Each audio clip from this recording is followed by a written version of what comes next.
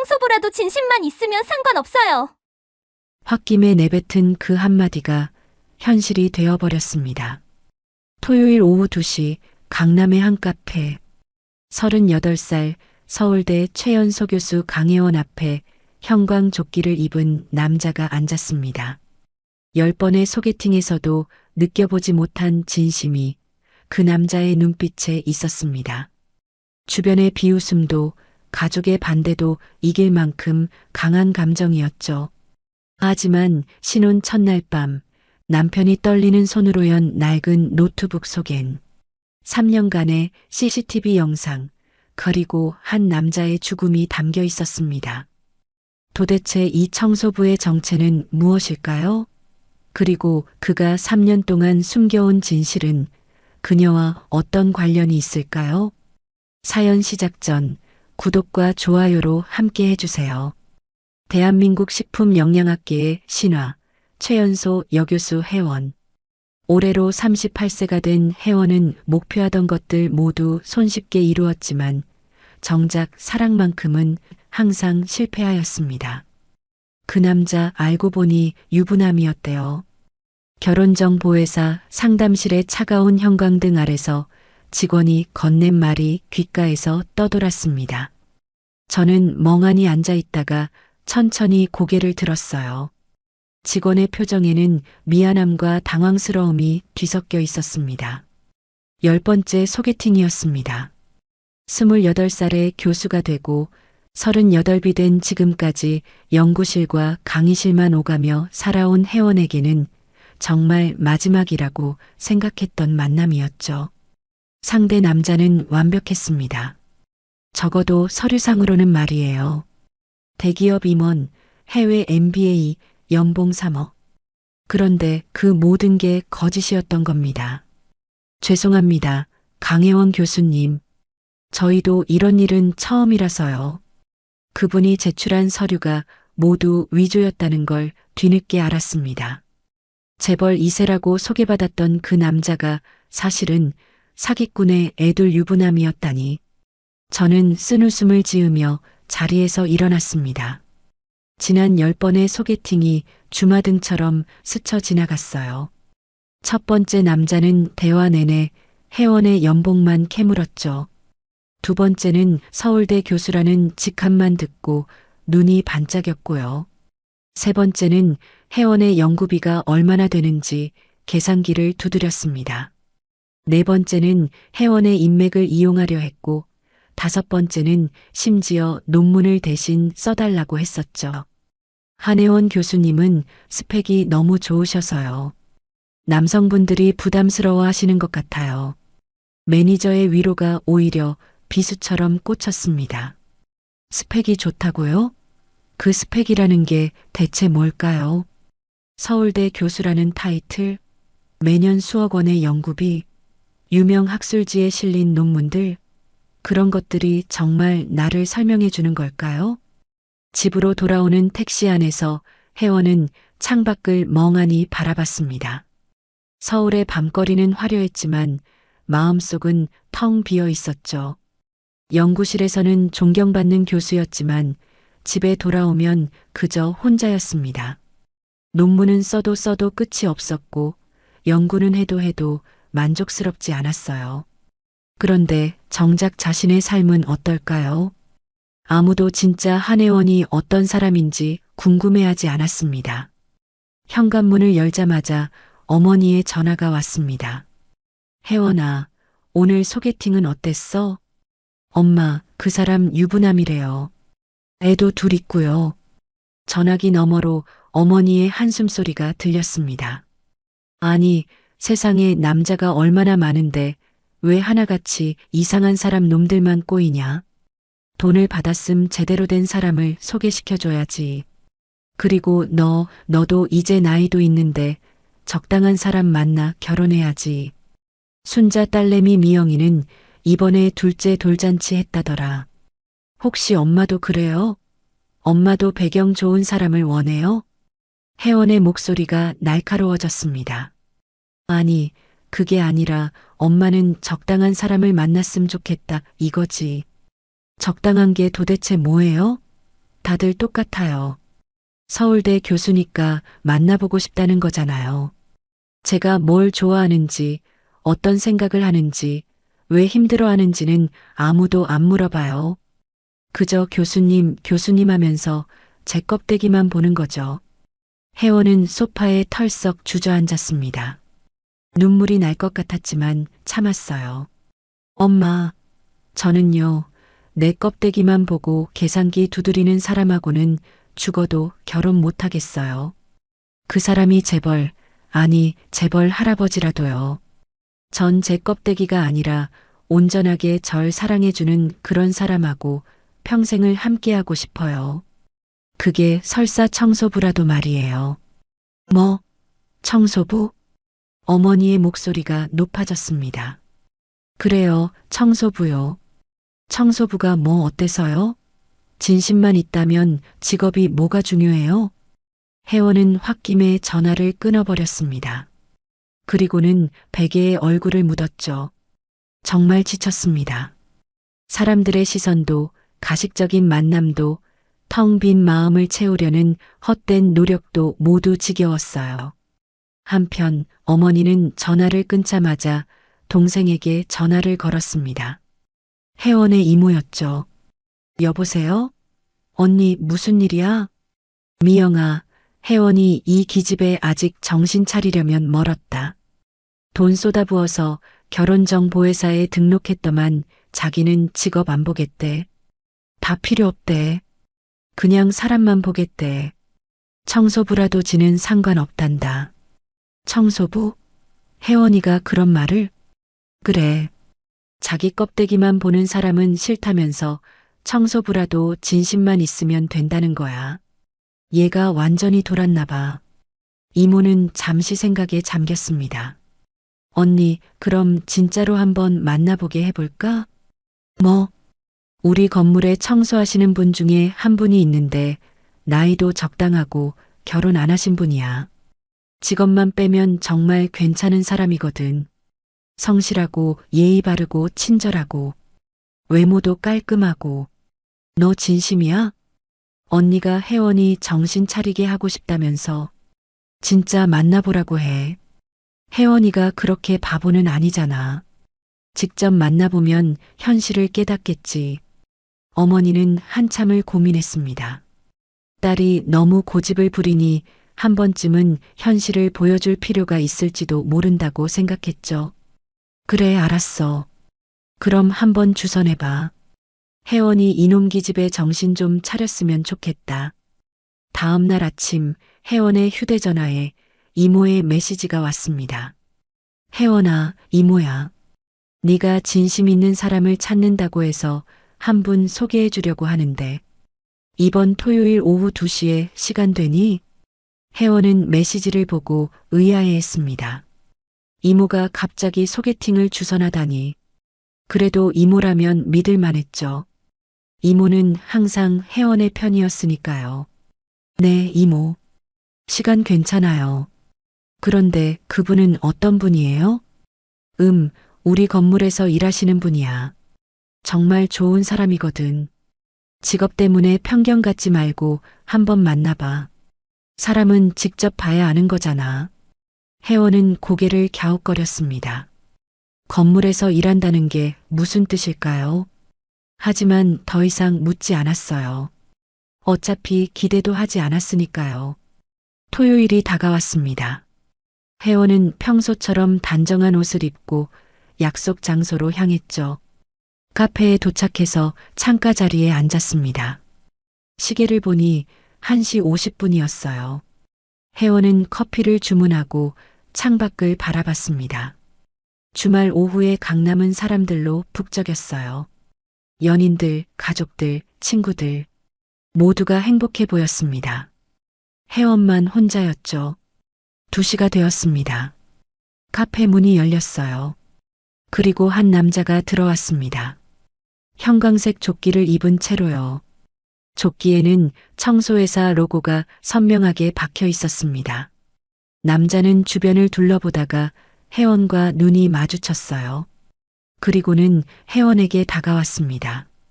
혜원은 순간 머릿속이 하얘졌습니다. 설마, 정말 설마 이 사람이, 이모가 소개해준 사람이 청소부라는 말인가요? 남자는 혜원 앞에 멈춰 섰습니다. 그리고 정중하게 고개를 숙였죠. 안녕하세요. 최동혁입니다. 그의 목소리는 차분하고 정중했습니다. 형광조끼는 땀에 젖어 있었고 손에는 작업 장갑 자국이 남아 있었어요. 분명 일하다가 바로 온 것 같았습니다. 혜원은 잠시 말을 잃었습니다. 이게 현실인가 싶었죠. 서울대 교수인 자신이 정말로 청소부와 선을 보게 된 겁니다. 그것도 본인이 원해서요. 아니, 정확히는 홧김에 내뱉은 말 때문이었지만요. 동혁은 조심스럽게 의자를 빼고 앉았습니다. 그리고는 형광조끼를 벗었어요. 안에는 깔끔한 티셔츠를 입고 있었죠. 얼굴은 땀으로 번들거렸지만 눈빛만큼은 맑고 진솔했습니다. 죄송해요. 옷을 갈아입고 오려고 했는데 그러면 약속 시간에 늦을 것 같아서요. 첫 만남인데 시간 약속을 지키는 게 더 중요하다고 생각했습니다. 혜원은 동혁을 바라봤습니다. 분명 이상한 상황이었어요. 주변 사람들의 시선이 느껴졌죠. 형광조끼를 든 남자와 마주 앉은 자신을 보며 수군거리는 것 같았습니다. 하지만 이상하게도 동혁의 눈빛에서는 다른 남자들에게서 볼 수 없었던 무언가가 느껴졌어요. 계산하지 않는 순수함 같은 거였죠. 혜원은 숨을 깊게 들이마셨습니다. 어쩌면, 정말 어쩌면 이 남자가 자신이 찾던 사람일지도 모른다는 생각이 스쳐 지나갔습니다. 스펙이 아닌 마음을 보는 사람, 껍데기가 아닌 진짜 한혜원을 봐주는 사람 말이에요. 동혁이 형광조끼를 의자 등받이에 걸어놓자 주변 사람들의 시선이 잠시 머물렀다가 다시 제자리로 돌아갔습니다. 혜원은 그 시선들이 불편했지만 이상하게도 동혁은 전혀 신경 쓰지 않는 것 같았어요. 오히려 혜원을 향해 담담하게 미소 지을 뿐이었죠. 뭐 드시겠어요? 혜원이 메뉴판을 건네며 물었습니다. 동혁은 메뉴판을 받아들고는 잠시 훑어보더니 고개를 들었어요. 돼지국밥이요. 혜원은 순간 당황했습니다. 여기가 어딘지 모르는 걸까요? 여기 카페인데요. 동혁이 머쓱하게 웃으며 머리를 긁적였습니다. 아, 그럼 아무거나요. 사실 커피 종류는 잘 몰라서요. 그 단순하고 솔직한 대답에 혜원은 자신도 모르게 입꼬리가 올라갔습니다. 지금까지 만난 남자들은 하나같이 커피 전문가인 척, 와인 애호가인 척 했었는데요. 동혁의 솔직함이 오히려 신선하게 느껴졌어요. 그럼 오늘은 제가 추천해 드릴게요. 라떼 괜찮으세요? 네, 뭐든 괜찮습니다. 혜원이 직원을 불러 라떼 2잔을 주문했습니다. 잠시 어색한 침묵이 흘렀지만 곧 동혁이 먼저 입을 열었어요. 사장님께 들었는데 교수님이시라고요. 혜원은 몸이 경직되는 걸 느꼈습니다. 또 시작이구나. 이제 연봉이 얼마냐, 연구비는 얼마나 받느냐, 어떤 연구를 하느냐 같은 질문들이 쏟아질 거예요. 혜원은 마음의 문을 닫을 준비를 했죠. 그런데 동혁의 다음 말은 전혀 예상 밖이었습니다. 여유 시간에는 뭐 하세요? 취미 같은 거 있으신가요?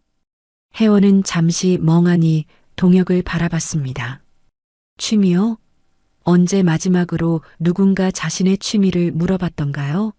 모두가 논문이 몇 편이냐, 연봉이 얼마냐만 물었는데 말이죠. 저요? 요즘은 그냥 집에서 책 읽거나 영화 보거나 해요. 특별한 건 없어요. 어떤 영화 좋아하세요? 옛날 흑백 영화요. 요즘 사람들은 잘 안 보지만요. 동혁의 눈이 반짝였습니다. 저도 옛날 영화 좋아해요. 찰리 채플린 영화 아세요? 모던 타임즈라고. 혜원은 놀랐습니다. 청소부가 찰리 채플린을 안다니요. 아니, 이런 생각 자체가 편견이었죠. 혜원은 자신이 부끄러워졌어요. 그럼요. 제가 제일 좋아하는 영화예요. 특히 마지막에 길을 걸어가는 장면이요. 맞아요. 두 사람이 손잡고 걸어가는 장면. 희망적이면서도 쓸쓸하죠. 대화가 자연스럽게 이어졌습니다. 동혁은 학벌도 연봉도 연구 실적도 묻지 않았어요. 대신 좋아하는 음식, 싫어하는 날씨, 어릴 때 꿈 같은 것들을 물었죠. 혜원은 처음으로 자신이 교수가 아닌 그냥 한혜원으로 대화하고 있다는 걸 느꼈습니다. 커피가 나왔을 때 동혁은 자연스럽게 설탕과 시럽을 혜원 쪽으로 밀어놨습니다. 그리고는 자기 커피잔에 뚜껑을 덮었죠. 뚜껑이 있으면 오래 따뜻하게 드실 수 있어요. 그러면서 혜원의 커피잔에도 뚜껑을 덮어줬습니다. 작은 행동이었지만 혜원은 가슴 한편이 따뜻해지는 걸 느꼈어요. 지난번 소개팅에서 만난 남자는 자기 커피만 시켜놓고 혜원이 뭘 마실지도 안 물었었는데요. 1시간쯤 대화를 나누다 보니 어느새 긴장이 풀렸습니다. 동혁은 말수는 적었지만 혜원의 이야기를 진지하게 들어줬어요. 고개를 끄덕이며 가끔은 짧은 질문을 던지며 대화를 이어갔죠. 혜원은 자신도 모르게 연구실에서 있었던 재미있는 일들, 학생들과의 에피소드 같은 것들을 술술 풀어놨습니다. 학생들이 가끔 실수하면 어떡해요? 웃어주죠, 뭐. 저도 처음엔 실수 많이 했으니까요. 혜원 씨는 참 따뜻한 분이신 것 같아요. 동혁의 말에는 아무런 꾸밈이 없었습니다. 그냥 느낀 대로 말하는 것 같았어요. 혜원은 오랜만에 진심으로 칭찬받는 기분이었죠. 시간이 흘러 카페를 나설 때가 됐습니다. 밖에는 어느새 비가 내리기 시작했어요. 혜원은 우산을 안 가져온 걸 후회했죠. 그런데 동혁이 먼저 카페 문을 열고 나가더니 편의점에 뛰어가 투명 우산 하나를 사왔습니다. 비 맞으셔서 어떡해요? 괜찮아요. 이런 날씨엔 오히려 시원하거든요. 동혁이 웃으며 말했습니다. 혜원은 그 모습을 보며 묘한 감정을 느꼈어요. 자신을 위해 비를 맞는 사람. 그것도 아무런 대가를 바라지 않고 자연스럽게요. 같이 쓸까요? 혜원이 우산을 동혁 쪽으로 기울이자 동혁이 손을 저었습니다. 아니에요. 저는 정말 괜찮아요. 혜원 씨 안전게 조심하세요. 그 순간 혜원은 깨달았습니다. 동혁의 눈에는 계산이 없었어요. 다른 남자들처럼 혜원의 스펙을 탐색하거나 뭔가를 얻으려는 욕심이 보이지 않았죠. 그저 순수하게 궁금해하고 자연스럽게 배려하는 사람이었습니다. 오늘 시간 내주셔서 감사해요. 동혁이 정중하게 인사했습니다. 혜원은 그 모습을 보며 자신도 모르게 말했어요. 저 혹시 연락처 알려주실 수 있으세요? 동혁이 살짝 놀란 표정을 지었습니다. 아마 혜원이 먼저 연락처를 물을 거라고는 생각 못했나 봐요. 아, 네. 물론이죠. 번호를 교환하고 헤어졌습니다. 혜원은 집으로 가는 택시 안에서 계속 동혁을 떠올렸어요. 형광조끼를 입고 나타났던 그 남자가 이상하게 자꾸 생각났죠. 직업은 청소부였지만 그 어떤 남자보다도 품이 있었어요. 아니, 품이라기보다는 진심이 느껴졌다고 해야 맞을까요? 집에 도착하자마자 혜원은 핸드폰을 들었습니다. 그리고는 한참을 망설이다가 메시지를 보냈어요. 집에 잘 도착하셨어요? 단순한 안부 인사였지만 혜원에게는 큰 용기가 필요했습니다. 먼저 연락한다는 건 관심이 있다는 신호니까요. 곧 답장이 왔습니다. 네, 방금 도착했어요. 혜원 씨도 잘 들어가셨나요? 비 많이 맞지 않으셨죠? 혜원은 미소 지었습니다. 역시 동혁다운 답장이었어요. 자신보다 상대를 먼저 걱정하는 사람. 네, 잘 들어왔어요. 오늘 재미있었어요. 저도요. 오랜만에 편하게 이야기했네요. 잠시 메시지가 오가다가 동혁이 물었습니다. 혹시 국밥 좋아하세요? 혜원은 웃음이 터졌습니다. 카페에서 국밥을 시키려 했던 사람다운 질문이었죠. 네, 좋아해요. 특히 추운 날에는요. 그럼 다음에는 제가 아는 맛있는 국밥집으로 모실게요. 화려하진 않지만 정말 맛있는 곳이에요. 좋아요. 기대할게요. 그렇게 두 번째 만남이 약속됐습니다. 혜원은 핸드폰을 내려놓고 천장을 바라봤어요.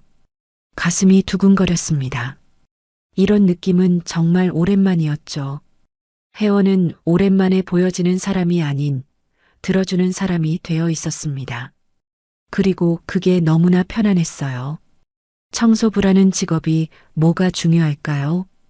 혜원은 생각했습니다. 동혁은 그 어떤 엘리트 남자들보다도 혜원을 혜원으로 봐주는 사람이었으니까요. 스펙이 아닌 사람을, 껍데기가 아닌 마음을 보는 사람. 어쩌면 혜원이 진짜 찾고 있던 사람은 바로 이런 사람이 아닐까요? 침대에 누운 혜원은 다음 만남 때 어떤 옷을 입을지 고민하기 시작했습니다. 국밥집에 너무 화려한 옷은 어울리지 않을 테니까요. 그러다가 혜원은 자신이 웃고 있다는 걸 깨달았어요. 마치 20살의 첫사랑처럼 설레고 있는 자신을 발견했습니다. 그날 밤 혜원은 오랜만에 편안하게 잠들었습니다. 꿈속에서도 동혁의 따뜻한 미소가 계속 떠올랐죠. 형광조끼를 입은 남자 하지만 그 누구보다도 진심을 아는 남자. 혜원은 두 번째 만남이 기다려졌습니다. 국밥 한 그릇에 담긴 소박한 행복이 어떤 것일지, 그리고 동혁이라는 사람이 또 어떤 모습을 보여줄지 궁금했어요. 새벽 5시 혜원은 평소보다 일찍 연구실로 향했습니다. 전날 실험 결과를 정리해야 했는데 집에서는 도저히 집중이 안 됐거든요. 자꾸만 내일 있을 동혁과의 두 번째 만남이 떠올랐기 때문이었죠. 학교 건물에 들어서려는 순간 혜원은 발걸음을 멈췄습니다. 건물 입구 쪽에서 익숙한 목소리가 들렸거든요. 동혁이었습니다. 혜원은 무의식적으로 기둥 뒤로 몸을 숨겼어요. 왜 그랬는지는 자신도 몰랐습니다. 그냥 동혁의 또 다른 모습이 궁금했던 것 같아요. 동혁은 경비원 아저씨와 이야기를 나누고 있었습니다. 아저씨의 손에는 김이 모락모락 나는 컵라면이 들려 있었죠. 아저씨, 제 거 드세요. 저는 아까 먹었어요. 아니야, 동혁이 너도 새벽부터 일하느라 배고플 텐데. 정말 괜찮아요. 집에서 밥 먹고 나왔어요. 동혁이 웃으며 말했습니다. 하지만 혜원은 똑똑히 들었습니다. 동혁의 배에서 꼬르륵 소리가 나는 소리를요. 그런데도 동혁은 끝까지 양보했습니다. 잠시 후 청소부 동료 한 분이 추운 듯 어깨를 움츠리며 다가왔어요. 동혁은 자신의 목도리를 풀어 그분께 둘러드렸습니다. 형님, 이거 하세요. 저는 움직이면 금방 따뜻해져요. 야, 너도 추울 텐데. 저 진짜 괜찮아요. 형님, 감기 걸리면 안 되잖아요. 혜원은 그 모습을 보며 가슴이 뭉클해졌습니다. 동혁은 늘 자신보다 남을 먼저 생각하는 사람이었어요. 그게 계산된 친절이 아니라 몸에 밴 습관처럼 자연스러웠죠. 혜원은 조용히 다른 입구로 돌아서 연구실로 갔습니다. 하지만 실험에 집중할 수가 없었어요. 자꾸만 동혁의 모습이 떠올랐거든요. 형광조끼를 입고 남을 돕는 그 모습이 왜 이렇게 아름다워 보이는 걸까요? 그날 저녁 7시 혜원은 여전히 연구실에 있었습니다. 내일이 동혁과의 약속인데 실험을 마무리하고 가고 싶었습니다. 그때였습니다. 갑자기 펑 하는 소리와 함께 연구실 냉장고에서 스파크가 튀었어요. 엄마야. 혜원은 깜짝 놀라 뒤로 물러났습니다. 냉장고 문이 열리면서 안에 있던 실험용 약품들이 쏟아져 나왔어요. 전기 스파크는 계속 튀고 있었고 냄새가 나기 시작했습니다. 회원은 당황했어요. 조교들은 이미 퇴근했고 경비실에 연락해봐야 전기는 잘 모를 것 같았어요. 그때 회원의 머릿속에 한 사람이 떠올랐습니다. 동혁이었어요. 회원은 떨리는 손으로 핸드폰을 들었습니다. 여보세요? 동혁 씨, 저 회원이에요. 죄송한데 지금 연구실에 전기 사고가 났는데 혹시 도와주실 수 있으세요? 전화기 너머로 동혁의 급한 목소리가 들렸습니다. 혜원 씨, 다치신 건 아니죠? 지금 어디세요? 연구실이에요. 공학관 5층이요. 다친 건 없는데 스파크가 계속 튀어서요. 절대 가까이 가지 마세요. 제가 지금 바로 갈게요. 전화를 끊고 30분도 안 돼서 동혁이 도착했습니다. 숨을 헐떡이며 뛰어온 게 분명했어요. 이마에는 땀이 송글송글 맺혀 있었죠. 혜원 씨, 괜찮으세요? 동혁은 혜원의 상태부터 확인했습니다. 그리고는 재빨리 상황을 파악했어요. 전원부터 차단해야겠어요. 혜원 씨는 저쪽으로 떨어져 계세요. 동혁은 주변을 둘러보더니 수건을 찾아 손에 감았습니다. 그리고는 조심스럽게 전기 차단기로 다가갔어요. 감전될 위험이 있었지만 동혁은 망설이지 않았습니다. 조심하세요. 혜원이 걱정스럽게 외쳤지만 동혁은 침착하게 전원을 차단했습니다. 그리고는 엉망이 된 바닥을 치우기 시작했어요. 쏟아진 약품들을 하나하나 정리하고 젖은 전선들을 안전하게 처리했죠. 1시간쯤 지나자 연구실은 다시 깨끗해졌습니다. 동혁의 손에는 약품에 살짝 데인 자국이 있었어요. 혜원이 걱정스럽게 물었습니다. 손 괜찮으세요? 약품이 묻은 것 같은데. 아, 이거요? 괜찮아요. 청소하다 보면 이런 일 많아요. 동혁이 아무렇지 않게 웃었습니다. 하지만 혜원은 알 수 있었어요. 동혁이 자신을 위해 위험을 감수했다는 걸요. 왜 그렇게까지 하셨어요? 위험할 수도 있었는데. 혜원의 질문에 동혁은 잠시 머뭇거렸습니다. 그리고는 수줍게 웃으며 말했어요. 그냥 혜원 씨가 다치면 안 되잖아요. 그 한마디에 혜원의 가슴이 뜨거워졌습니다. 이 사람의 마음만큼은 진짜라는 게 느껴졌어요. 고마워요, 정말로. 별 말씀을요. 아, 그런데 내일 괜찮으시겠어요? 큰일 있으셔서 피곤하실까 걱정되네요. 이왕 이렇게 만난 거 오늘 밥 먹을까요? 국밥집에서 혜원과 동혁은 마주 앉았습니다. 소박한 가게였지만 국밥 냄새가 구수하게 퍼져 있었어요. 여기 정말 맛있어요. 3년째 단골이에요. 동혁이 자랑스럽게 말했습니다. 곧 김이 모락모락 나는 국밥이 나왔어요. 혜원이 한 숟가락 떠먹자 정말 맛있었습니다. 진한 국물이 속을 따뜻하게 데워줬죠. 그런데 혜원은 동혁이 젓가락으로 자기 그릇에서 고기를 건져내는 걸 봤습니다. 그리고는 그 고기를 혜원의 그릇에 조용히 옮겨놨어요. 뭐 하세요? 아, 저번에 고기 좋아하신다고 하셔서요. 저는 국물만 있어도 충분해요. 혜원은 놀랐습니다. 첫 만남에서 무심코 했던 말을 동혁이 기억하고 있었던 거예요. 제가 언제 그런 말을 했죠? 카페에서요. 좋아하는 음식 얘기하다가 고기 좋아하신다고 하셨잖아요. 혜원은 먹먹해졌습니다. 그는 정말 사소한 것까지 다 기억하고 있었어요. 예전에 만났던 남자들은 혜원이 어떤 차를 타는지, 어떤 브랜드 옷을 입는지만 기억했었죠. 하지만 혜원이 뭘 좋아하고 싫어하는지 기억하는 사람은 아무도 없었습니다. 동혁 씨는 왜 그렇게 세심하세요? 세심한가요? 그냥 혜원 씨 얘기가 재미있어서 다 기억나는 것 뿐이에요. 동혁이 쑥스럽게 웃었습니다. 혜원은 그 순간 확신했어요. 이 사람이다. 직업이 무엇이든 배경이 어떻든 상관없었습니다. 이 사람은 진심으로 자신을 아껴주는 사람이었어요. 국밥을 다 먹고 나서 두 사람은 근처 공원을 걸었습니다. 밤바람이 선선하게 불어왔죠. 혜원 씨, 저랑 만나서 불편하지 않으세요? 주변에서 뭐라고 하지 않나요? 동혁이 조심스럽게 물었습니다. 혜원은 동혁의 손을 살짝 잡았어요. 동혁이 놀란 듯 혜원을 봤지만 손을 놓지는 않았습니다.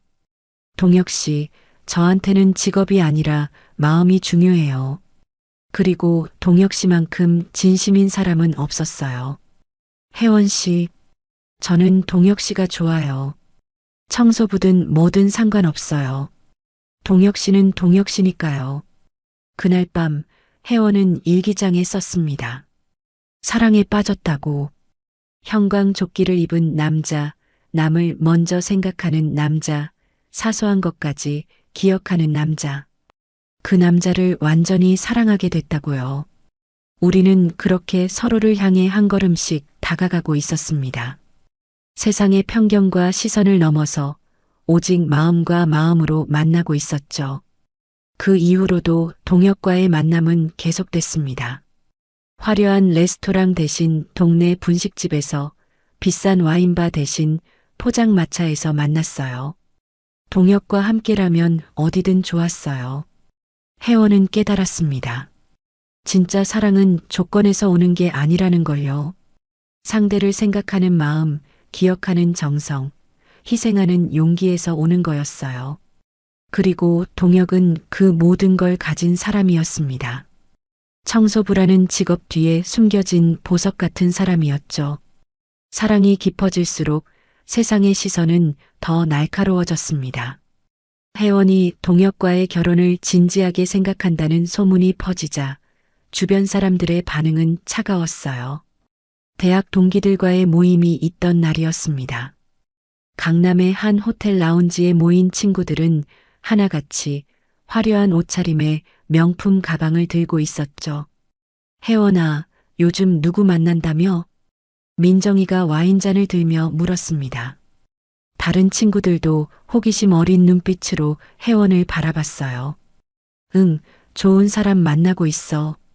혜원이 조심스럽게 대답하자 수진이가 눈을 반짝였습니다. 어머, 드디어. 어디 집 아들이야? 집은 무슨 집? 그런 건 모르겠고 정말 좋은 사람이야. 혜원의 대답에 친구들이 더 궁금해했습니다. 결국 민정이가 집요하게 물었어요. 그래서 뭐 하는 사람인데? 청소 일을 해. 순간 라운지가 조용해졌습니다. 친구들의 표정이 굳어지더니 곧 믿을 수 없다는 듯 웃음을 터뜨렸어요. 뭐 청소업체 사장님이야? 아니, 건물 청소해 주시는 분. 이번엔 웃음소리가 사라졌습니다. 민정이가 눈살을 찌푸리며 말했어요. 혜원아, 너 제정신이야? 서울대 교수가 청소부라니. 격이라는 게 있잖아. 그래, 네 얼굴에 먹칠하는 거야. 아무리 그래도 그렇지 청소부는 너무 나갔다. 수진이도 거들었습니다. 혜원은 얼굴이 붉어졌어요.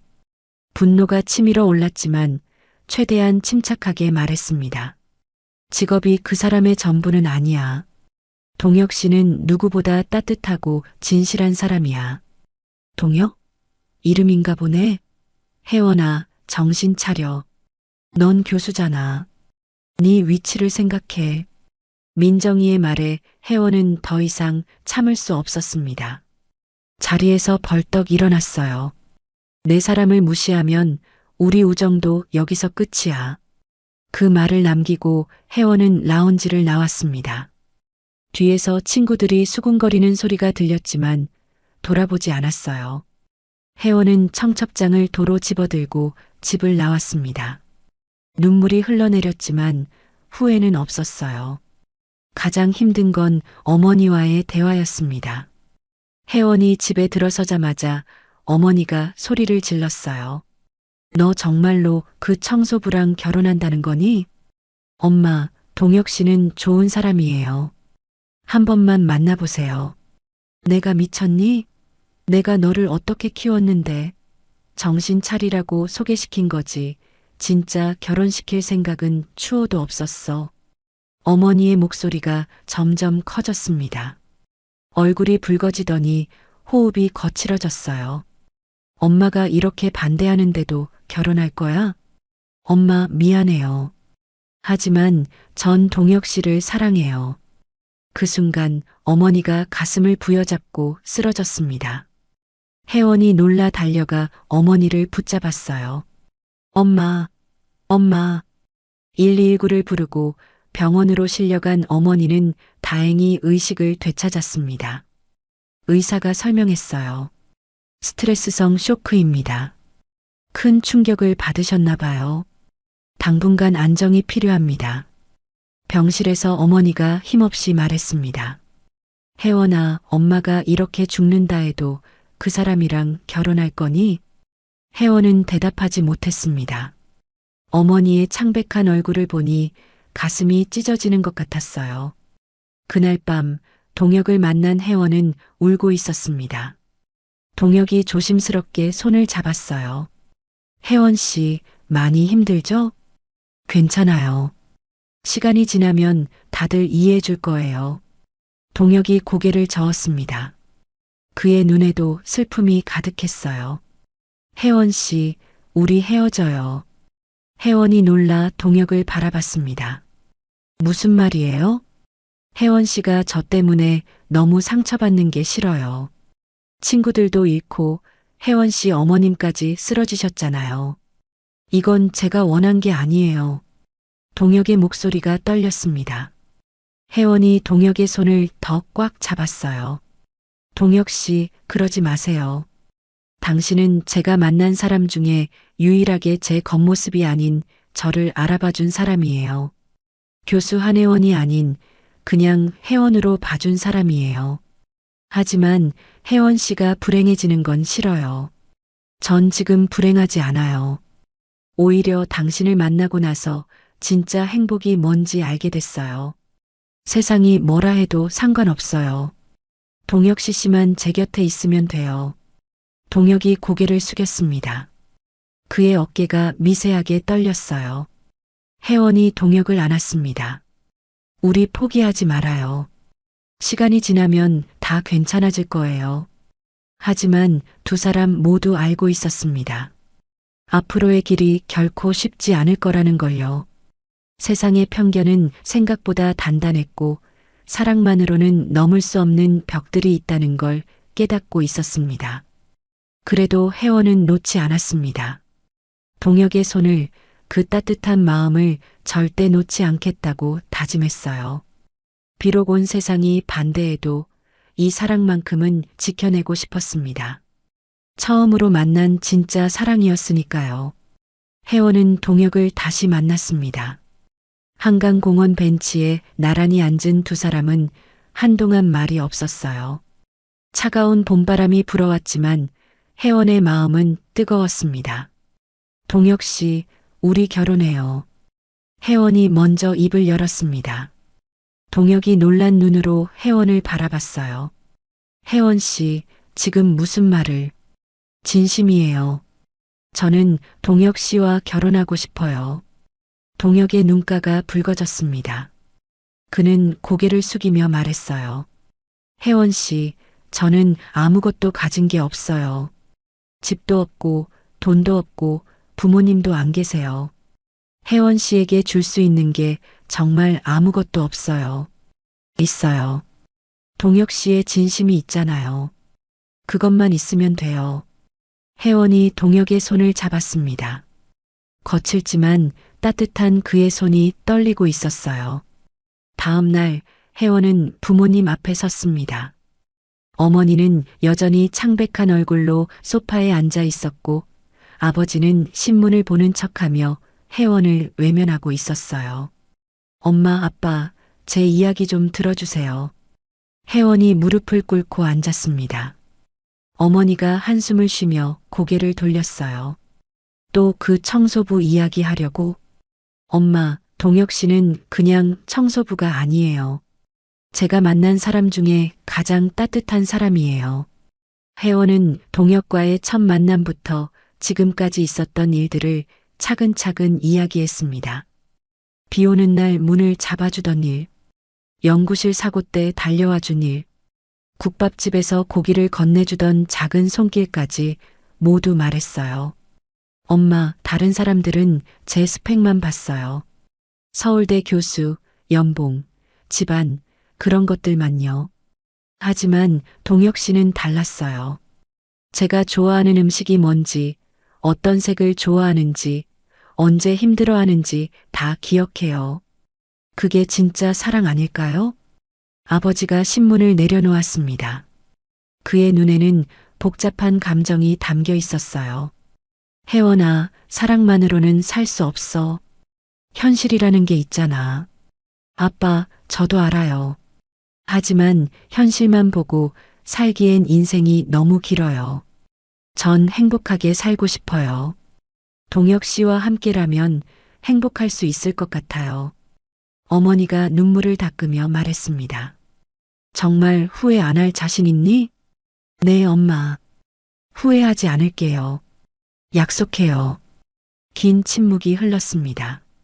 마침내 아버지가 깊은 한숨을 쉬며 말했어요. 그래, 네가 그렇게 결심했다면 한번 만나보자. 어머니도 마지못해 고개를 끄덕였습니다. 혜원의 눈에서 눈물이 흘러내렸어요. 3달 후 작은 예식장에서 결혼식이 열렸습니다.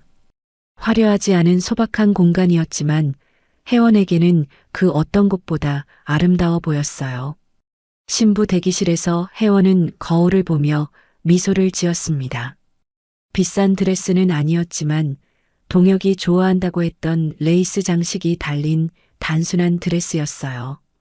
식장으로 들어서자 하객들의 대조적인 모습이 눈에 들어왔습니다. 신부 측은 교수들과 부유한 친척들로 가득했지만 신랑 측은 대부분 청소부 동료들과 경비원 아저씨들이었어요. 형광조끼를 벗고 어색한 정장을 입은 그들이 동혁을 진심으로 축하하고 있었습니다. 몇몇 신부 측 하객들이 수군거렸습니다. 혜원이가 나중에 후회할 텐데 저런 사람들과 가족이 되다니. 하지만 혜원은 신경 쓰지 않았습니다. 오히려 동혁을 위해 멀리서 와준 그의 동료들이 고마웠어요.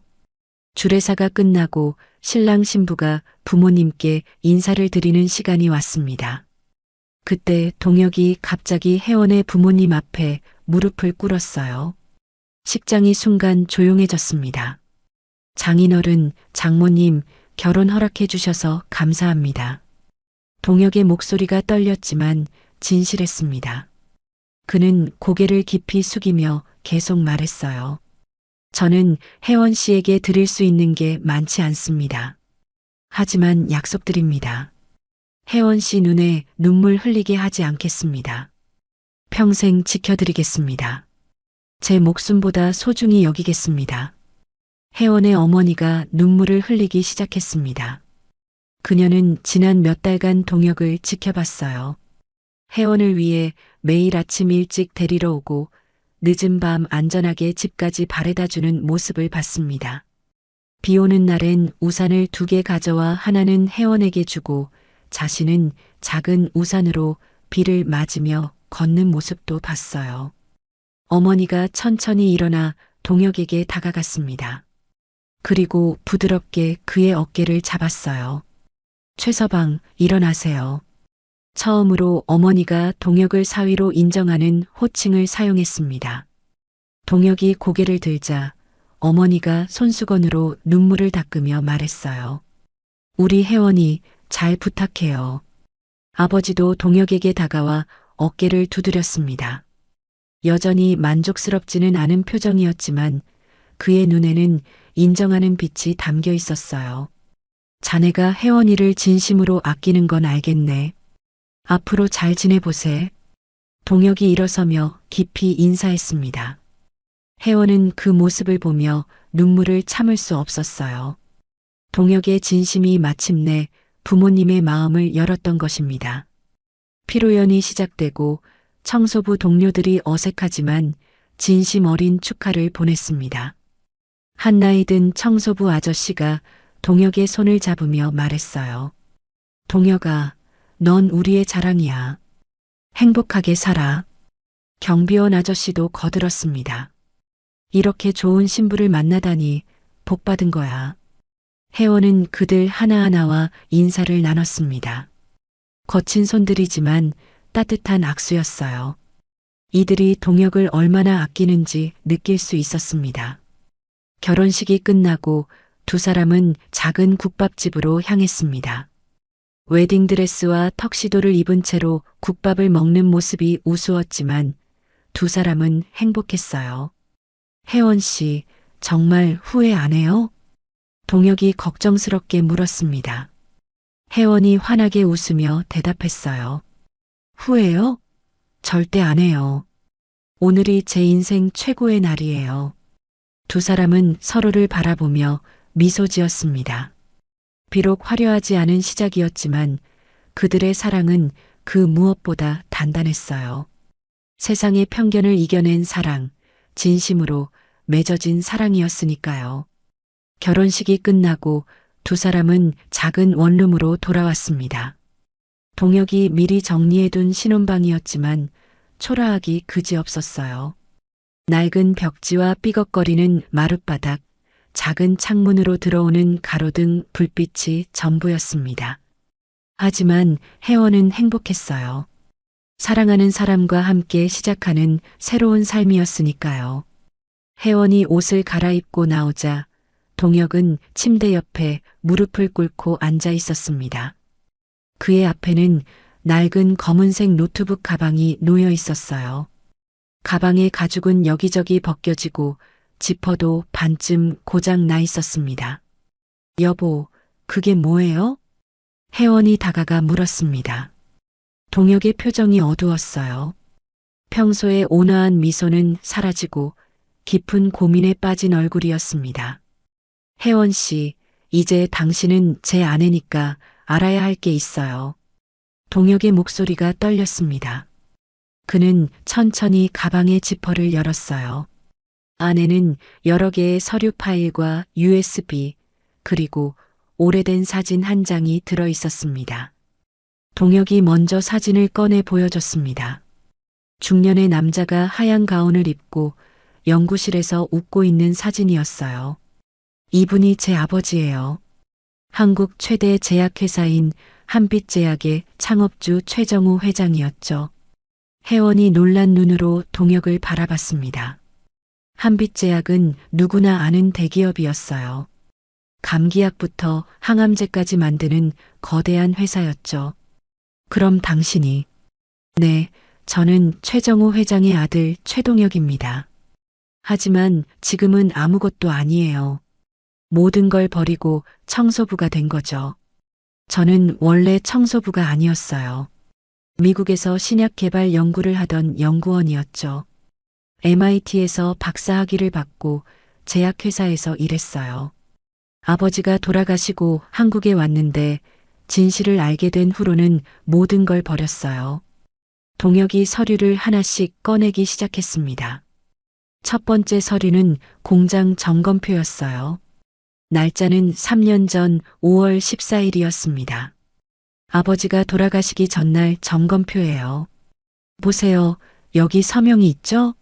하지만 이건 가짜예요. 그날 아버지는 출장 중이었거든요. 누군가 아버지 서명을 위조해서 안전 점검을 했다고 거짓 보고한 거예요. 다음으로 약품 이동 기록을 보여줬습니다. 복잡한 숫자와 코드가 빼곡히 적혀 있었어요. 부작용이 심각한 약품이 있었어요. 아버지는 이걸 전량 폐기하라고 지시했죠. 하지만 작은 아버지가 몰래 해외에 기부한다는 명목으로 빼돌렸어요. 사실은 이름만 바꿔서 다시 판 거였죠. 혜원이 서류를 자세히 들여다봤습니다. 폐기 처리됐어야 할 약품들이 다른 코드로 바뀌어 출고된 기록이 선명했어요. 동혁이 노트북을 꺼내 USB를 연결했습니다. 화면에 흐릿한 CCTV 영상이 나타났어요. 사고 당일 CCTV 복구 파일이에요. 원본은 누군가 지웠지만 제가 어렵게 복구했죠. 보세요. 새벽 3시에 누군가 공장에 들어가요. 얼굴은 안 보이지만 이 사람이 폭발 장치를 설치한 것 같아요. 영상 속 검은 그림자가 공장 안으로 사라지는 모습이 보였습니다. 그리고 1시간 뒤 거대한 폭발이 일어났어요. 아버지는 그날 새벽 평소와 달리 갑자기 공장에 가셨어요.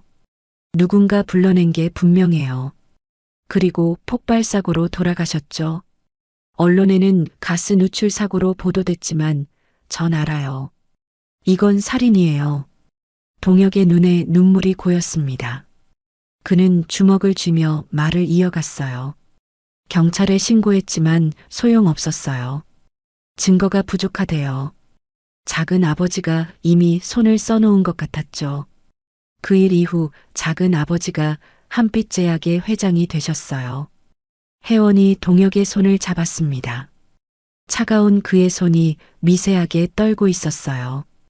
그래서 제가 선택한 게 청소부였어요. 아무도 청소부를 의심하지 않으니까요. 한빛제약 건물 청소를 하면서 증거를 모았어요. 이 사진들의 대화를 엿듣고 버려진 서류를 주워 모았죠. 하지만 아직도 결정적인 증거 하나가 부족해요. 동혁이 마지막 서류를 꺼냈습니다. 엔지니어의 진술서였어요. 이분은 그날 공장에서 일하던 엔지니어예요. 그날 회장님은 공장에 안 계셨다고 증언할 준비가 되어 있대요. 하지만 이것만으론 부족해요. 물적 증거가 필요해요. 아버지는 돈보다 사람의 생명이 중요하다고 하셨죠. 하지만 작은 아버지는 달랐어요. 수백억의 손해를 감수할 수 없다고 했죠. 동혁이 혜원을 똑바로 바라봤습니다. 그의 눈에는 죄책감과 슬픔이 가득했어요. 혜원 씨, 미안해요. 그동안 속여서요. 처음부터 말하고 싶었지만 차마 입을 떼지 못했어요. 당신까지 위험에 빠뜨릴 수 없었거든요. 하지만 이제 당신은 제 아내니까 이제는 알아야 한다고 생각해요. 혜원이 동혁을 꼭 안았습니다. 그의 등이 미세하게 떨리고 있었어요. 괜찮아요. 이해해요. 혜원 씨, 당신 혼자 짊어지기엔 너무 무거운 짐이잖아요. 이제 저도 함께 들게요. 우리 둘이면 진실을 밝힐 수 있을 거예요. 동혁이 혜원을 끌어안았습니다. 그의 눈에서 눈물이 흘러내렸어요. 3년 동안 혼자 감춰왔던 비밀, 혼자 싸워왔던 전쟁에 이제 동지가 생긴 것입니다. 혜원은 동혁의 등을 토닥이며 생각했습니다. 사랑하는 사람이 청소부가 아니라 재벌 2세였다는 사실보다 그가 정의를 위해 모든 걸 버렸다는 사실이 더 놀라웠어요. 그리고 그런 동혁이 더욱 자랑스러웠습니다. 혜원 씨, 정말 괜찮겠어요? 당연하죠. 우린 부부잖아요. 부부는 모든 걸 함께 하는 거예요. 그날 밤 두 사람은 서로를 꼭 안고 잠들었습니다. 비록 앞날이 험난할 것을 알지만 함께라면 이겨낼 수 있다고 믿었어요. 사랑은 그들을 더 강하게 만들어줄 테니까요. 결혼한 지 2달이 지났습니다. 혜원은 평소처럼 대학 연구실에서 학생들과 수업을 진행하고 있었어요. 식품 영양학과 3학년 학생들과 함께 건강기능식품 성분 분석 실습을 하는 날이었습니다. 교수님, 오늘 분석할 샘플 가져왔습니다. 학생 한 명이 큰 상자를 들고 들어왔어요. 지민이라는 학생이었는데 평소보다 얼굴이 어두워 보였습니다. 상자 안에는 여러 개의 건강기능식품이 들어 있었어요. 이건 제약회사에서 협찬받은 거예요. 요즘 인기 있는 비타민 보충제랑 오메가3 제품들이래요. 혜원이 제품들을 하나씩 꺼내 살펴보다가 멈췄습니다. 파란색 포장지에 선명하게 찍힌 로고가 눈에 들어왔어요. 한빛제약. 남편 동혁의 아버지가 세운 회사였습니다. 이것도 한빛제약 제품이네요. 혜원이 중얼거리자 지민이가 갑자기 눈물을 글썽였습니다. 교수님, 사실 제가 오늘 이 제품을 가져온 건 이유가 있어요. 지민이가 떨리는 목소리로 말을 이어갔습니다. 제 동생이 작년에 이 건강기능식품을 먹고 쓰러졌어요. 간 수치가 갑자기 올라가고 신경마비 증상까지 왔죠. 결국 일주일 만에 숨을 거뒀어요. 17살밖에 안 됐는데 연구실이 조용해졌습니다. 다른 학생들도 놀란 표정으로 지민이를 바라봤어요. 병원에서는 원인을 못 찾았어요. 부검 결과도 애매했고요. 그런데 저희 부모님이 이 제품 때문인 것 같다고 신고했는데 회사 측 실험 결과는 정상이래요. 이것 말고는 다른 이유가 없는데 정말 이상해요. 지민이가 주먹을 쥐며 말했습니다. 교수님, 우리가 다시 한번 검토해봐요. 제발 부탁드려요. 혜원은 지민이의 간절한 눈빛을 외면할 수 없었습니다. 게다가 이건 동혁이 찾던 증거와 관련이 있을지도 모르는 일이었어요. 알겠어요. 정밀 분석해보죠. 모두 실험복 입고 준비하세요. 학생들이 분주히 움직이기 시작했습니다. 혜원은 건강기능식품의 캡슐을 조심스럽게 열어 내용물을 추출했어요. 하얀 가루가 실험 접시에 담겼습니다. 먼저 기본 성분 검사부터 시작할게요. 지민아, 너는 중금속 검사 준비해. 2시간이 지났습니다. 실험 결과가 하나둘 나오기 시작했어요. 처음엔 별다른 이상이 없어 보였습니다. 하지만 혜원은 포기하지 않고 더 정밀한 검사를 지시했어요. 교수님, 여기 이상한 게 있어요. 지민이가 컴퓨터 화면을 가리키며 소리쳤습니다. 크로마토그래피 결과에 예상치 못한 결과가 나타났어요. 혜원이 급히 다가가 데이터를 확인했습니다. 그녀의 얼굴이 점점 굳어졌어요. 화면에 나타난 화학 구조식이 너무나 익숙했습니다. 이건 3년 전에 출시 중단된 성분이에요. 혜원이 자료실로 뛰어가 오래된 논문을 찾아왔습니다. 동혁이 보여준 서류에서 봤던 그 위험한 약품 성분과 똑같았어요. 이 성분은 전면 금지된 거예요. 특히 청소년에게는 치명적이죠. 그런데 왜 이게 여기에? 혜원이 제품 라벨을 다시 확인했습니다. 성분표에는 전혀 다른 이름으로 표기되어 있었어요. 교묘하게 이름만 바꿔서 같은 성분을 넣은 것이었습니다. 교수님, 그럼 이 제품 때문에 제 동생이... 지민이가 울먹였습니다. 혜원이 지민이의 어깨를 잡았어요. 지민아, 이 데이터를 모두 백업해. 이건 아주 중요한 증거야.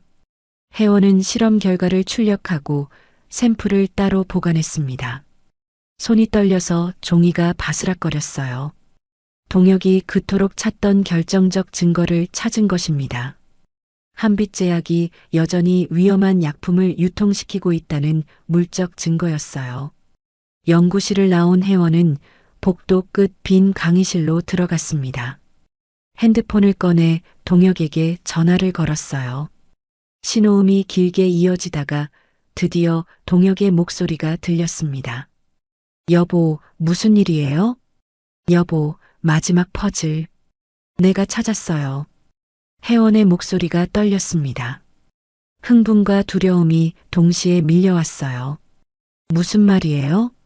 한빛제약 건강기능식품에서 그 금지된 성분을 찾았어요. 이름만 바꿔서 여전히 팔고 있었어요. 제 학교 학생의 증언도 있어요. 전화기 너머로 동혁의 숨소리가 거칠어졌습니다. 정말이에요? 확실해요? 네, 실험 데이터도 있고 현물도 확보했어요. 이제 회장을 고발할 수 있어요. 혜원 씨, 지금 당장 집으로 와요. 위험할 수 있어요.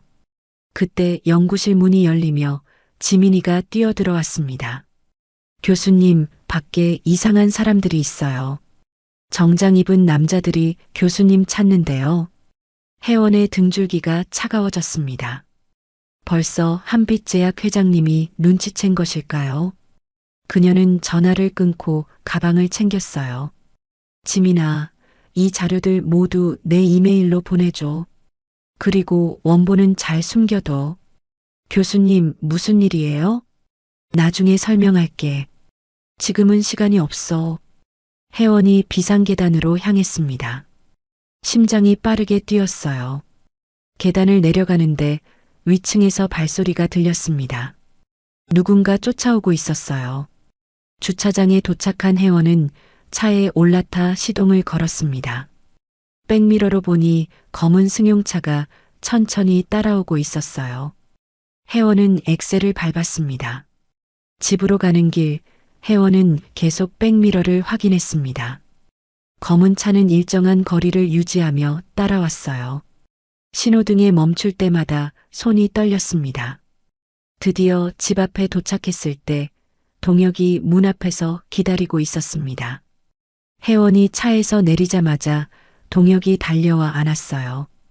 괜찮아요? 네, 괜찮아요. 하지만 누군가 따라왔어요.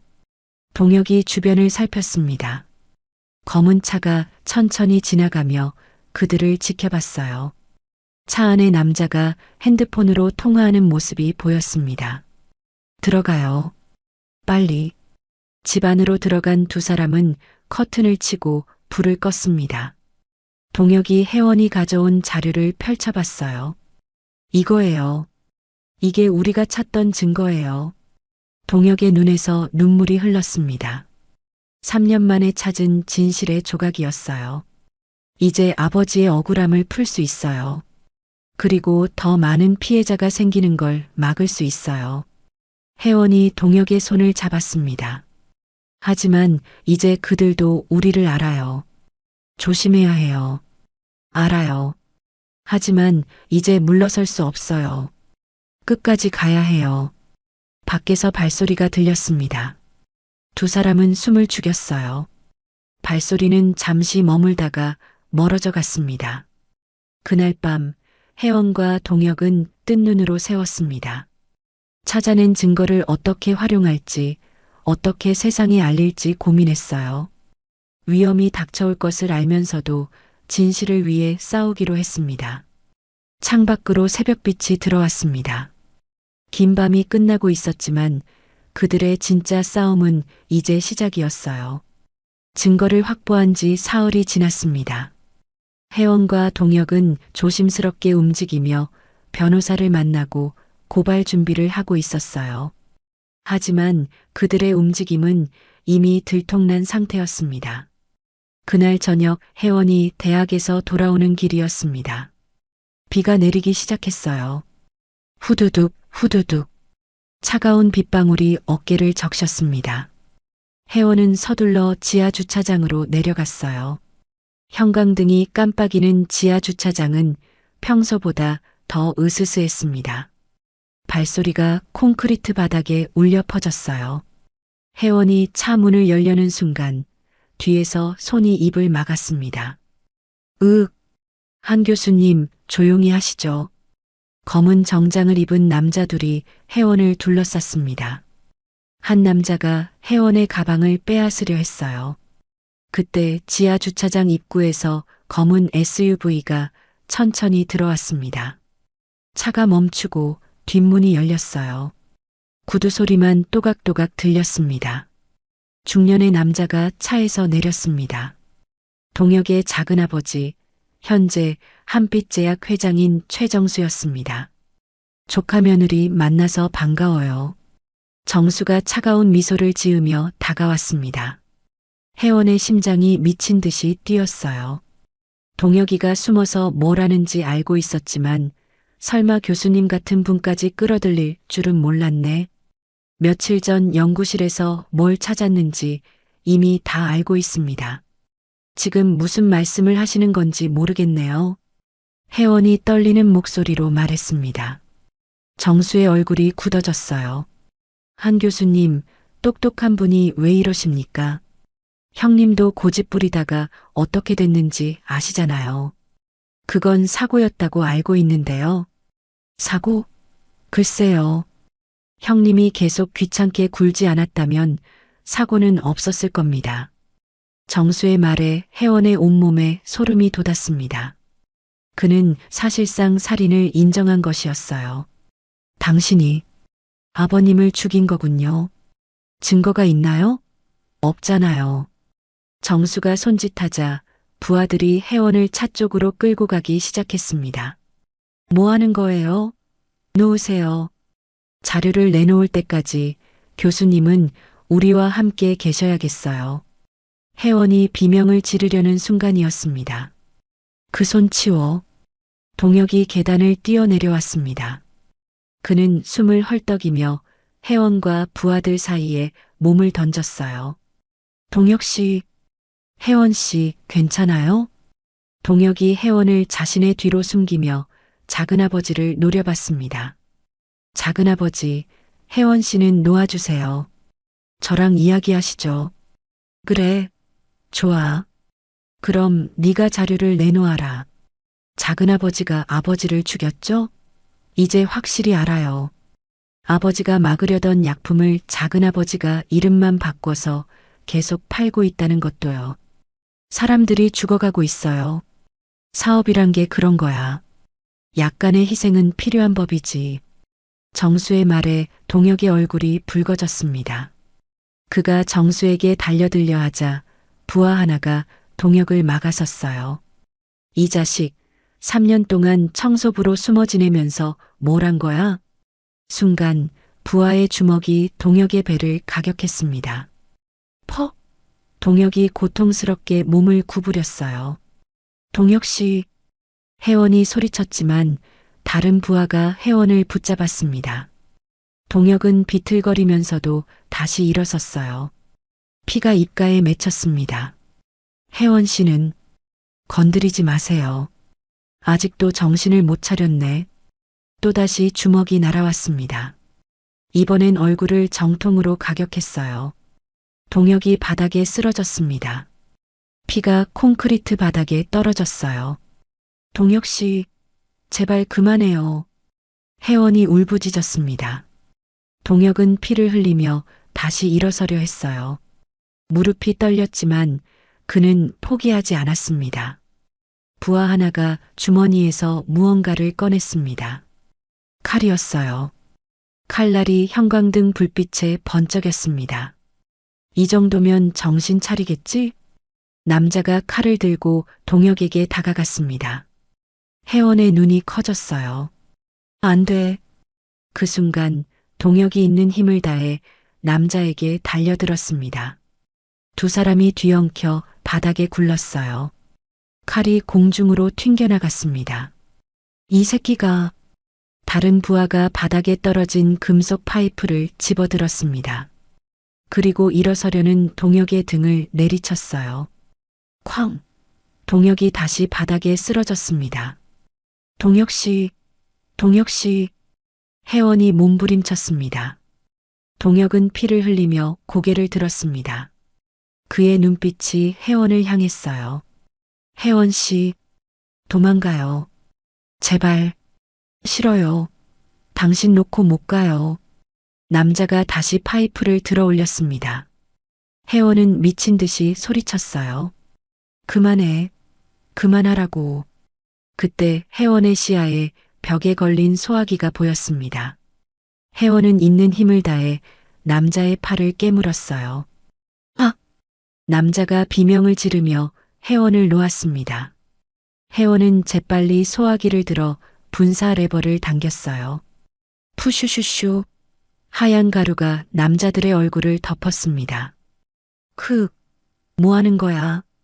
동혁 씨, 일어나요. 혜원이 쓰러진 동혁을 일으키려 했습니다. 동혁은 간신히 팔로 바닥을 짚고 일어섰어요. 그의 얼굴은 피범벅이었고 왼쪽 갈비뼈 부분을 손으로 감싸고 있었습니다. 그때 멀리서 사이렌 소리가 들렸습니다. 위잉, 위잉. 소리가 점점 가까워졌어요. 정수의 표정이 굳어졌습니다. 젠장, 빨리 가야 합니다. 부하들이 다급하게 말했습니다. 정수가 차에 오르기 전 마지막으로 동혁을 돌아봤어요. 동혁아, 오늘은 이만 돌아간다. 하지만 끝이 아니야. 곧 다시 만나자고. 검은 SUV가 급하게 주차장을 빠져나갔습니다. 동혁이 그제야 완전히 주저앉았어요. 혜원이 동혁을 받쳐 안으며 울먹였습니다. 동혁 씨 괜찮아요? 정신 차려요. 혜원 씨가 무사하면 저는 괜찮아요. 동혁의 목소리가 약해졌습니다. 그의 셔츠는 피로 젖어 있었어요. 혜원은 떨리는 손으로 119에 전화했습니다. 경찰차와 구급차가 거의 동시에 도착했습니다. 병원 응급실은 소독약 냄새로 가득했습니다. 의사들이 동혁을 응급 처치하는 동안 혜원은 복도에서 기다렸어요. 손이 떨렸습니다. 옷에 묻은 동혁의 피가 눈에 들어왔습니다. 1시간쯤 지나 의사가 밖으로 나왔습니다. 보호자분이세요? 네, 제 남편이에요. 어떻게 됐나요? 다행히 생명에는 지장 없습니다. 하지만 왼쪽 갈비뼈 2대가 금이 갔고 얼굴과 몸에 타박상이 심합니다.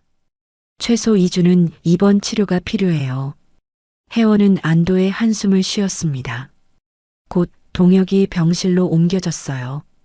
병실 침대에 누운 동혁의 얼굴은 처참했습니다. 왼쪽 눈 주변이 퍼렇게 멍들었고 입술이 터져 있었어요. 하지만 그는 혜원을 보자 희미하게 미소 지었습니다. 혜원 씨, 다친 데 없어요? 저요? 저는 멀쩡해요. 당신은 이 꼴이 됐는데. 혜원이 동혁의 손을 꼭 잡았습니다. 눈물이 볼을 타고 흘러내렸어요. 미안해요. 제 때문에 위험한 일에 휘말렸어요. 혜원 씨, 동혁이 혜원의 손을 꼭 쥐었습니다. 당신이 다치면 난 숨을 못 쉬어요. 당신을 지키는 게 제 목숨보다 중요해요. 혜원의 눈에서 눈물이 쏟아졌습니다. 바보, 당신도 소중한 사람이에요. 혼자 다 감당하려고 하지 마요. 같이 하기로 했잖아요. 우리 부부니까. 두 사람은 한참을 말없이 손을 잡고 있었습니다. 창밖으로 비가 계속 내렸어요. 동혁 씨, 작은아버지가 직접 나타날 줄은 몰랐어요. 이제 정말 위험해졌어요. 우리 목숨이 걸린 싸움이 됐어요. 알아요. 하지만 물러설 수 없어요. 아버지의 억울함도 풀어야 하고 더 많은 피해자가 생기는 것도 막아야 해요. 저도 같은 생각이에요. 혜원이 고개를 들었습니다. 그녀의 눈빛에는 두려움이 아니라 결의가 담겨 있었어요. 우린 도망치는 대신 맞설 거예요. 이건 이제 단순한 싸움이 아니에요. 전쟁이에요. 동혁이 혜원을 바라봤습니다. 부어오른 눈으로도 그녀를 걱정하고 사랑하는 눈빛이 역력했어요. 혜원 씨, 정말 끝까지 함께 해줄 거예요? 위험할 거예요. 당연하죠. 오늘 당신이 절 지켜준 것처럼 이제는 제가 당신을 지킬 차례예요. 우리가 함께라면 이길 수 있어요. 혜원은 동혁의 손을 두 손으로 감싸 쥐었습니다. 사람을 지킨 건 당신의 사랑이에요. 이제 그 사랑으로 세상을 바로잡아요. 동혁의 눈에 눈물이 고였습니다. 그는 고개를 끄덕였어요. 네, 함께해요. 두 사람은 서로를 꼭 안았습니다.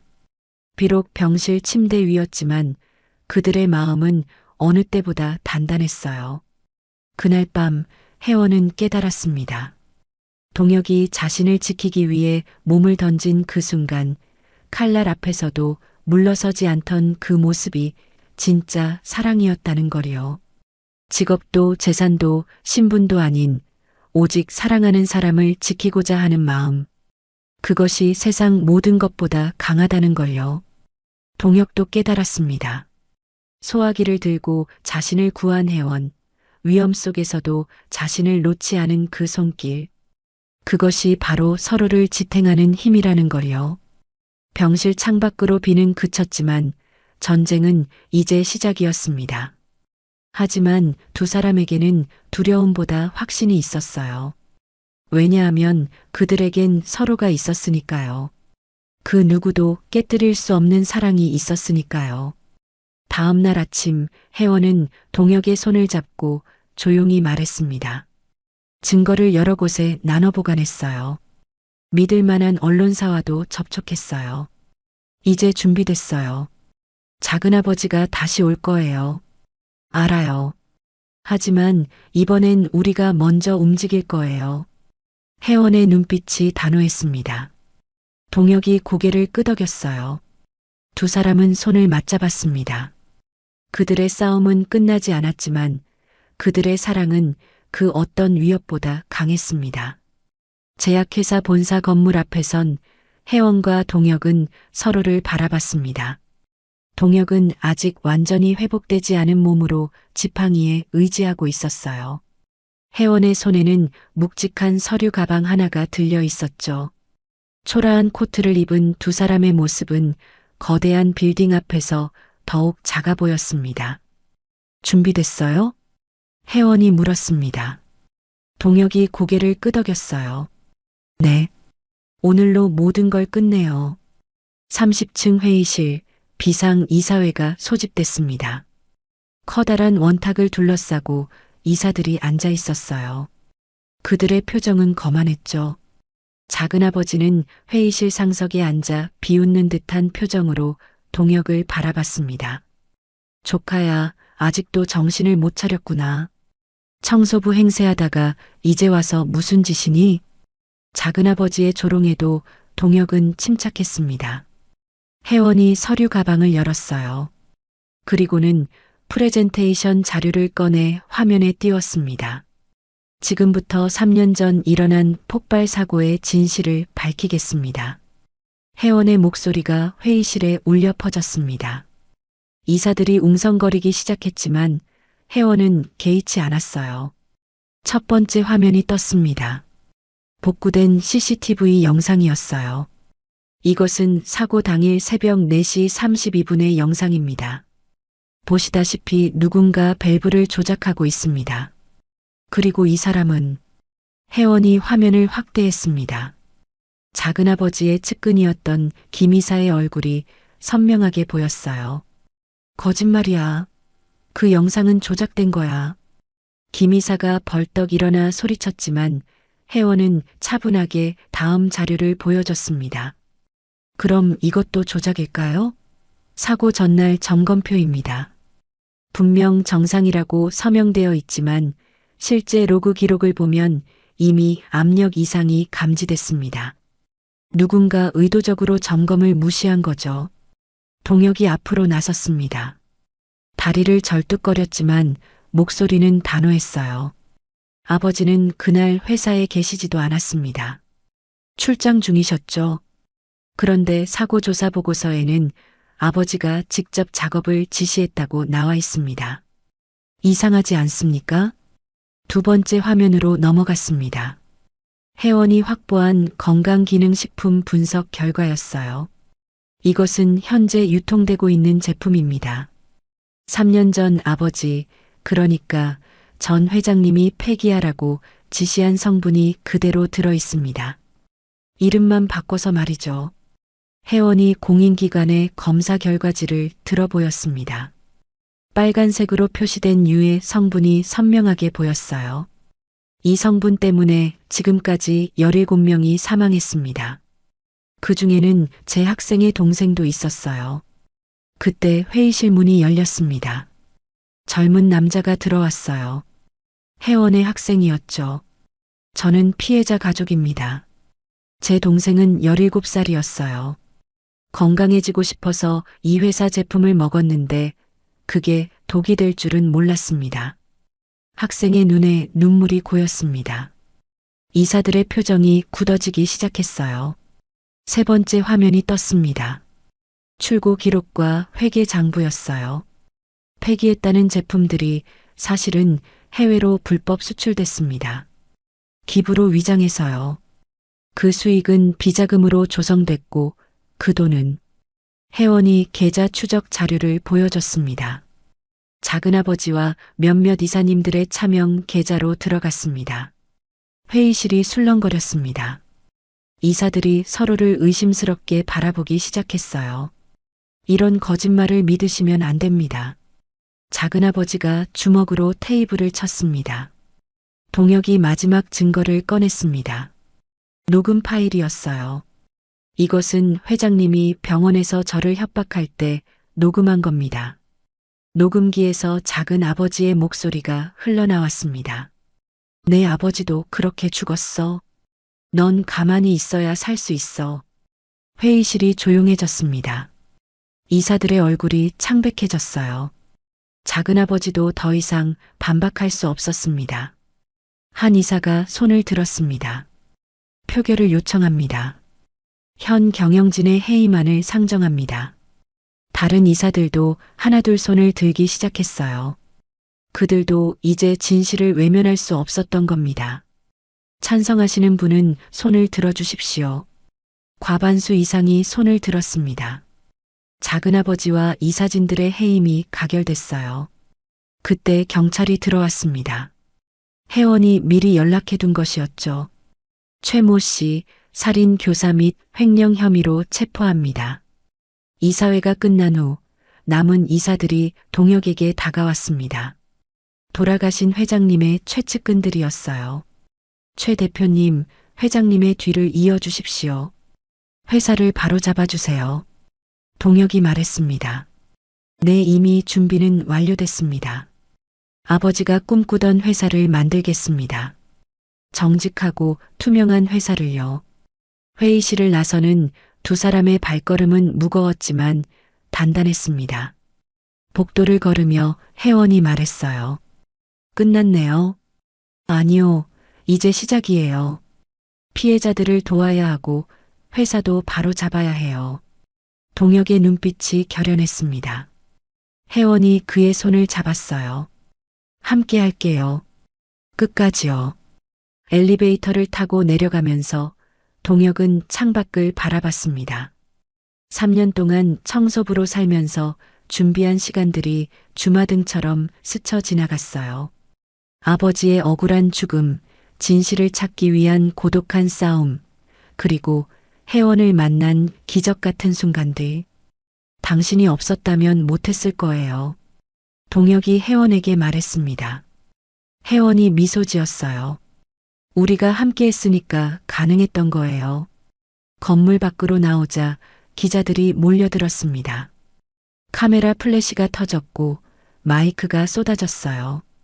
진실이 밝혀진 소감이 어떠신가요? 피해자들에게 어떻게 보상하실 건가요?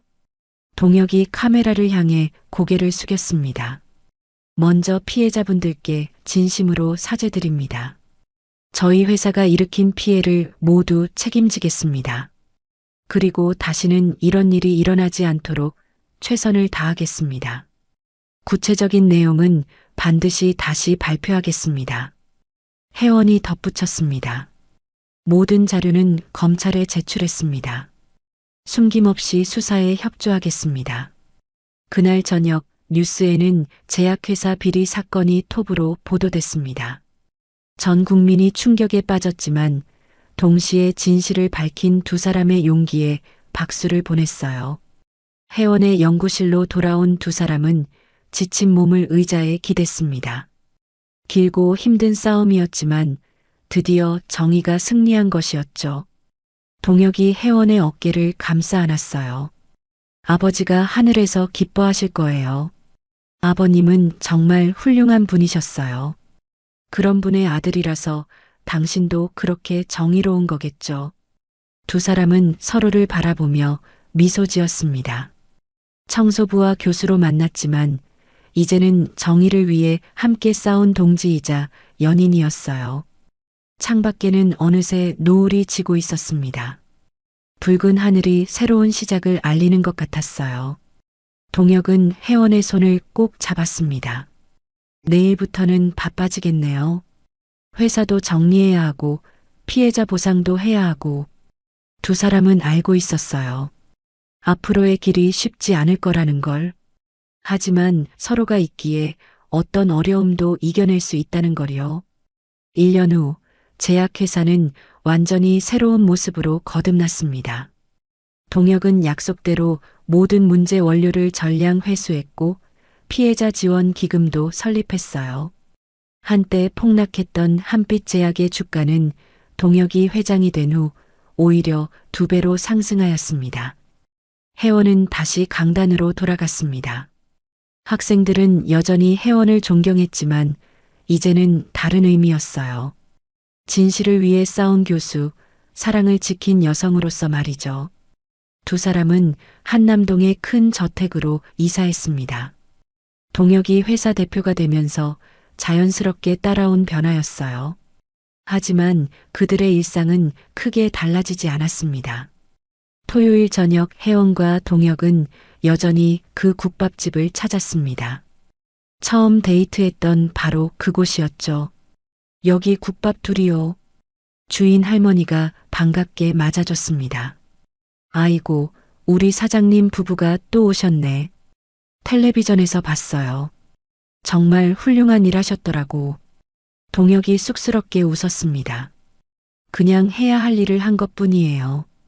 김이 모락모락 나는 국밥을 먹으며 혜원이 동혁을 바라봤습니다. 여전히 동혁은 자기 그릇의 고기를 혜원에게 옮겨주고 있었어요. 이제 그만해도 돼요. 우리 이제 부자잖아요.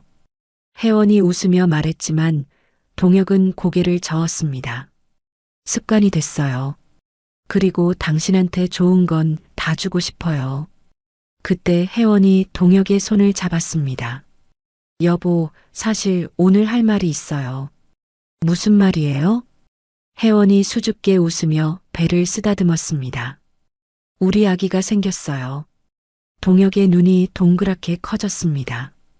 숟가락을 떨어뜨릴 뻔했어요. 정말이에요? 정말? 네, 2달째래요. 동혁이 벌떡 일어나 혜원을 안았습니다. 국밥집 손님들이 모두 쳐다봤지만 동혁은 신경 쓰지 않았어요. 너무 기뻤거든요. 어머니, 아버지가 하늘에서 정말 기뻐하실 거예요. 손주를 보게 됐으니까요. 혜원도 눈물이 났습니다. 청소부와 교수로 만난 두 사람이 이제는 부모가 되는 거예요. 집으로 돌아가는 길, 두 사람은 손을 꼭 잡고 걸었습니다. 한강이 보이는 다리 위에서 동혁이 멈춰 섰어요. 혜원 씨, 고마워요.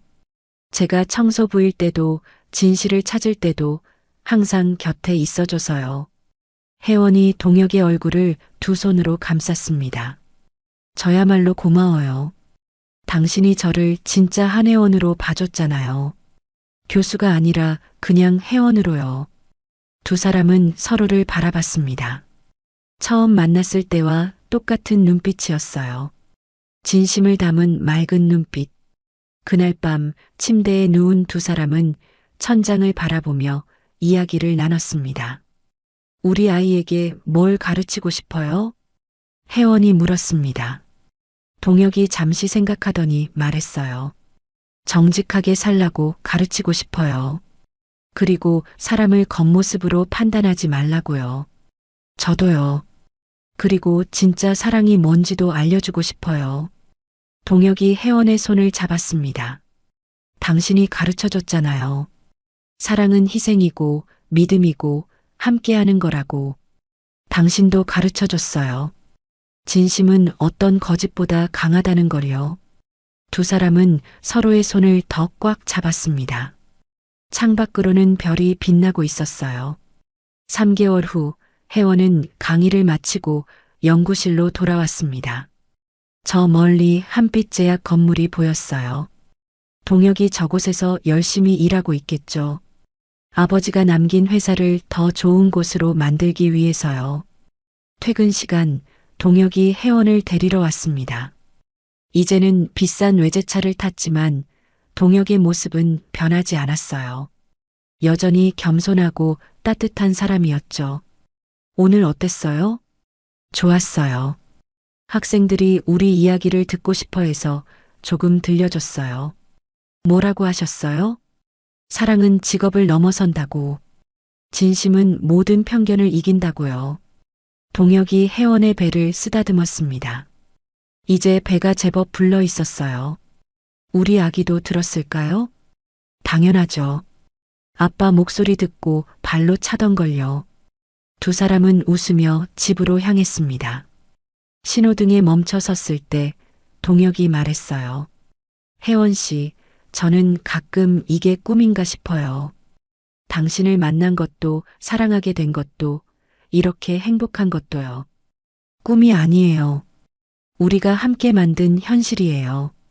혜원이 동혁의 손등에 입을 맞췄습니다. 평생 깨지 않을 거예요. 이 행복은. 집에 도착한 두 사람은 여느 때처럼 소파에 나란히 앉았습니다. 텔레비전에서는 한빛 제약의 사회공헌 소식이 나오고 있었어요. 동혁이 채널을 돌렸습니다. 일 이야기는 집에서 안 봐요. 그래요. 우리 시간이니까요. 혜원이 동혁의 어깨에 머리를 기댔습니다. 동혁이 혜원의 머리를 쓰다듬었어요. 혜원아. 네. 사랑해. 처음 만난 그날부터 지금까지 앞으로도 영원히. 저도 사랑해요. 형광조끼를 입고 나타났던 그날부터 영원히. 두 사람은 서로를 바라보며 미소 지었습니다. 창밖에는 노을이 지고 있었어요. 붉은 하늘이 두 사람의 행복을 축복하는 것 같았죠. 혜원은 마음속으로 생각했습니다. 사람들은 직업을 받지만 나는 마음을 받습니다. 세상은 우리를 손가락질했지만 우리는 서로를 믿었어요. 시간이 지나고 진실이 밝혀졌을 때 우리의 사랑은 더욱 단단해졌죠. 6개월 후 혜원은 건강한 아들을 낳았습니다. 동혁은 아이를 처음 안았을 때 눈물을 흘렸어요. 어머니, 아버지, 손자예요. 하늘에서 보고 계시죠? 아이의 이름은 정원이라고 지었습니다. 정직하게 살라는 의미와 동혁 아버지의 이름 한 글자를 따서 지은 이름이었죠. 혜원의 어머니도 이제는 동혁을 완전히 받아들였습니다. 최서방, 고마워. 우리 혜원이를 이렇게 행복하게 해줘서. 어머님이 저희를 믿어주셔서 감사해요. 온 가족이 모인 저녁 식사 자리에서 혜원의 아버지가 말했습니다. 처음엔 반대했지만 이제 보니 최서방이 진짜 보석이구만. 직업은 중요한 게 아니었어. 동혁이 겸손하게 고개를 숙였습니다. 저도 혜원 씨를 만나서 변했어요. 사랑이 얼마나 큰 힘인지 알게 됐거든요. 정원이가 자라면서 두 사람은 아이에게 가장 중요한 가치를 가르쳤습니다. 정직, 사랑, 그리고 편견 없는 마음이었죠. 어느 날 정원이가 유치원에서 돌아와 물었습니다. 아빠는 왜 청소부였어요? 동혁이 아이를 무릎에 앉히고 말했습니다. 아빠는 진실을 찾기 위해서였어. 그리고 그 과정에서 엄마를 만났지. 엄마는 아빠가 청소부여도 좋았어요? 혜원이 정원이의 머리를 쓰다듬으며 대답했습니다. 그럼 아빠는 세상에서 가장 멋진 사람이니까. 직업이 뭐든 상관없어. 정원이가 해맑게 웃었습니다. 나도 아빠처럼 정직한 사람이 될 거예요. 10년이 지난 지금도 혜원과 동혁은 매주 토요일이면 그 국밥집을 찾습니다. 이제는 정원이도 함께였죠. 주인 할머니는 정원이를 친손자처럼 아꼈어요. 우리 정원이 왔구나. 할머니가 특별히 계란 하나 더 줄게. 가족 셋이 둘러앉아 국밥을 먹는 모습은 그 어떤 고급 레스토랑보다 행복해 보였습니다. 밤이 되면 혜원과 동혁은 여전히 서로의 손을 잡고 하루를 마무리했어요. 오늘도 고마웠어요. 내일도 함께해요. 그들의 사랑은 시간이 지날수록 더욱 깊어졌습니다.